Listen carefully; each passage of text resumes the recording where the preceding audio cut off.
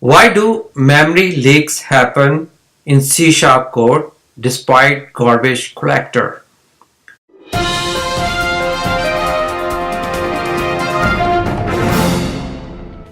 In C# code, the garbage collector is supposed to collect all the unused objects.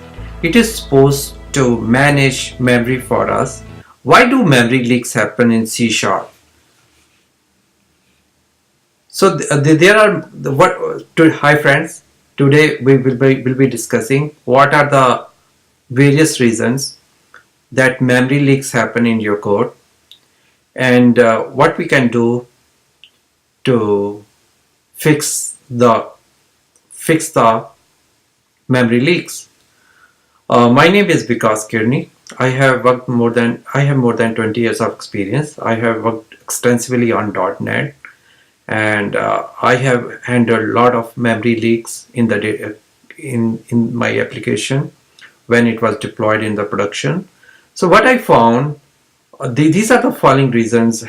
When we are using some third-party components, especially web forms, they may have some C++ component using, and this C++ components, these C++ components, they can access the unmanaged memory, which is not collected by the garbage collector. So if we are careless with these third-party components, they can have a huge memory footprint and they can kick our application out of the memory. The second big reason is whenever we are using any stream, memory stream, file stream, further stream, or database connection, these are unmanaged components. Garbage collector won't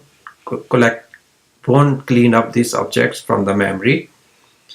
So we have to make sure we call the close method on these objects. I'll discuss in more details later how we can avoid this kind of memory leaks. Another thing I have seen in especially ASP.NET websites, if we are using session variables, if they are large team, people can put large objects, large data set in the session code, and session is very, very precious. If we are putting two huge objects in the session will go out of the memory, and then it's going to bring down the application. Fourth thing I've seen, the recursive code. So I have seen the recursive code making some assumptions, okay, that it will always find a match and it will go in a loop. So there may be chances exit condition for the recursive loop will never be executed, and you will then, in that situation, you will have out of stack exception, and it will bring down the memory. So we discussed what are the possible reasons for the memory leaks. So how to avoid that? So do you really need third-party components? Ask yourself, like, I have seen people using third-party components because they looked very cool. The look and feel was very awesome, cool. So maybe you can use some CSS, some styling to make your controls look cool. If you are not using any functionality, and if they are not solving any business problem, do you really need to use third-party components? And second is, we saw files. If you use file stream, database connection, you have to make sure you're always call the close method. So it's a good practice to use the using statement that makes sure the close method is called whether there was exception or no exception. And there are third-party refactoring tools like ReSharper, which can find out whether you are using some object that need to be called close, and they gives you suggestion for using the using statement. And never dump big objects in the session. You have a cache.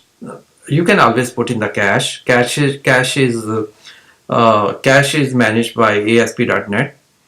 So whenever like a ASP.NET cache is under stress, it will get cleaned, and you have to write a code, assume it's in cache. If it is not cache, recreate the object if you are recreating from the database. The fourth and final point is check your recursive code. Are you too optimistic about the exit condition? Means do you need a safety check? Maybe keep some counter, and after 1,000 loops, make a force exit kind of, raise some exception. If you have written some endless loop, and based on some assumption, and if that assumption has failed, maybe generate an exception and come out of the recursion. Recently I saw a recursion problem. So it was calling some recursive code. That feature was being used internal users. That has not been used for a long time. So there was some assumption made at the development which was not true anymore. And when the internal user used this tool to set up some configuration, it ran out of the memory, killed the application in the production. Luckily, we were able to find which user was the last user, find out what did he do, and we were able to figure out the recursive code.